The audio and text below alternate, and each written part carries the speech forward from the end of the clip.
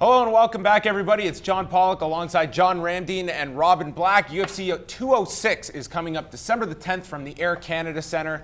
Tim Kennedy and Rashad Evans looks like a fight that no one is going to be granted. And Rashad Evans, the latest commission to flag him now is the province of Ontario. So now Tim Kennedy finds himself yet again without an opponent for a card. And there's options being thrown out there Tim Kennedy's way. But this leaves at least a void just a few weeks out from Toronto, John. Yeah, the unfortunate thing for Tim Kennedy is, he's been away from the sport for so long, and people have been telling me that, well, George St. Pierre's been away from the sport. I think people have forgotten about him. Well, if people have forgotten about George St. Pierre, they have no friggin' clue who Tim Kennedy is. He clearly does not register with any mixed martial arts fans. The only people that support Tim Kennedy are people from the military.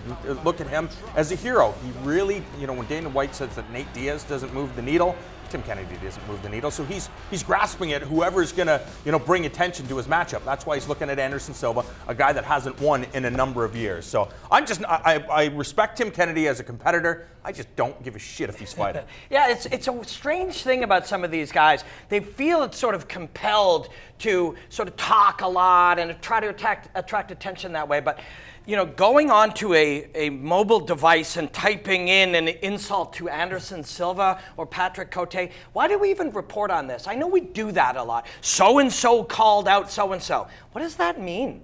Like, why are we doing this? Do you know what I mean? Yeah. It doesn't Okay, but to Tim Kennedy's point, I mean, yeah, you're throwing a Hail Mary shot, and if it sinks and he gets an Anderson Silva fight, good on him. But here's the thing. It's like, rarity, scarcity is what matters. If every single fighter, 400 of them, are typing 8 different things about the 8 different people they want, that's 2,400. That's 3,200 tweets a week about who's calling out who. As a bunch of people talk about who's calling out who, it all becomes irrelevant. It's literally a waste of time. So I don't get it. I don't understand it. I know people go, oh my God, did you hear so-and-so called out so-and-so? But what difference does it make? Hundreds and hundreds Unless and it's signed, hundreds you're saying. and thousands and thousands and thousands. As we all sit around staring at Twitter, and we could go Fight Pass, Fight Network, there's fights you can watch everywhere. Beautiful contests of martial arts. And we want to see what this guy typed. Yeah, but I would expect, though, like, if you're a fighter in the UFC and you're at 145, 155 pounds, or 170 pounds, the only tweet you're sending out is insulting Conor McGregor. That's the fight that you constantly want. Do we care? And hundreds of you are doing it now, so how does it make any difference? Care? It's noise. Well, I feel Anderson Silva is, to every middleweight in that division, here is a guy with a massive name whose skills have declined that is an advantageous matchup for a lot of these middleweights. That I'm going to have more attention beating this guy than I am, for instance, Robert Whittaker fighting Derek Brunson. That's a really difficult fight for those. Yeah. And is that going to have the focus that an Anderson Silva, Tim Kennedy would? I don't think it will, even though that has way more consequences to me for a championship contender. I just saw Khabib's dad say, well, screw it, I'll fight Tony Ferguson. Mm-hmm. That's what cuts through. If you're sitting around complaining and whining, complaining is inaction. We've been talking about this the last couple of weeks. You feel like you're taking an action when you complain, but you're being tricked into thinking it's an action,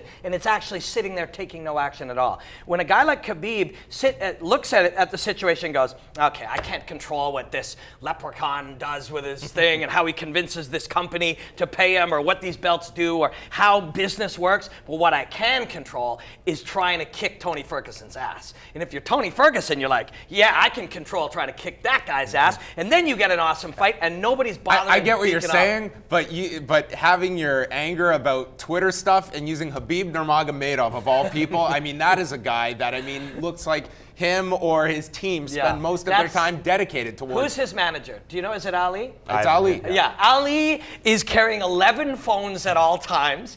I like Ali, don't get me wrong. He's carrying 11 phones. He's got the Frankie phone. He's got the Khabib phone. For real. And he's the guy doing all of this. Khabib's not tweeting at all. That's Ali having a good time with us. As we get back, do you feel confident that that slot will be filled for Tim Kennedy on the Toronto card? I don't think anybody cares. It's irrelevant. If Tim Kennedy's not on this card, people aren't going to be freaking out. They have Donald Tim Kennedy will be freaking Maybe out. Tim Kennedy will be freaking out, but I promise you the fans are not going to be freaking out. You have Donald Cerrone on the card. You have the light heavyweight championship of the world with Daniel Cormier and Anthony Rumble Johnson.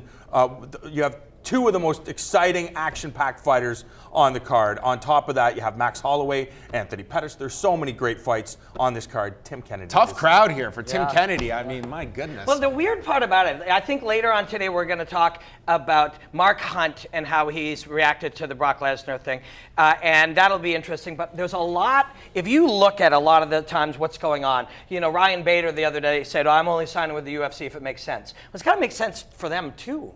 You know, as they look and go, well, nobody clicks on this this amazing athlete, this talented combat sportsman, nobody clicks on him. It has to make sense for them too. And a lot of these fighters, as much as we understand how much they sacrifice and how hard they work and what they gave up.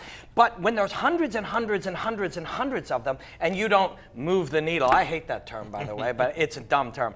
But if you don't, you feel like you deserve something, you have all this leverage, and deserve is this thing that we agree. You guys should make 100 times more money. But the reality of the capitalist society that we work in, you don't have leverage to get it. Now, if I was the boss, I'd give all of them 10 times as much money. But I'm not the boss, and business doesn't work that way. Tying it all back together of all that we've talked about, Ali Abdelaziz was on the MMA Hour Monday because he's also the manager of Rashad Evans. Now, Rashad Evans has been flagged by 2 commissions in a row in New York and now Ontario.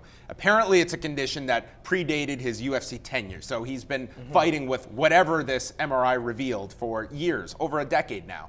If you are another commission, are you taking that risk of licensing him when now we have precedent on paper of 2 commissions that were not willing to do so? Are you taking that risk as a commission? I am, as long as they present evidence that everything is okay, because you can say, look, New York is very, very new. This is a state that had the sport was banned for 2 decades, 2+ decades, and Ontario is just notorious for not granting anything. So they have to take that into consideration, especially if this was a condition. Worst case scenario, something happened to this guy and you had 2 commissions that warned you of this.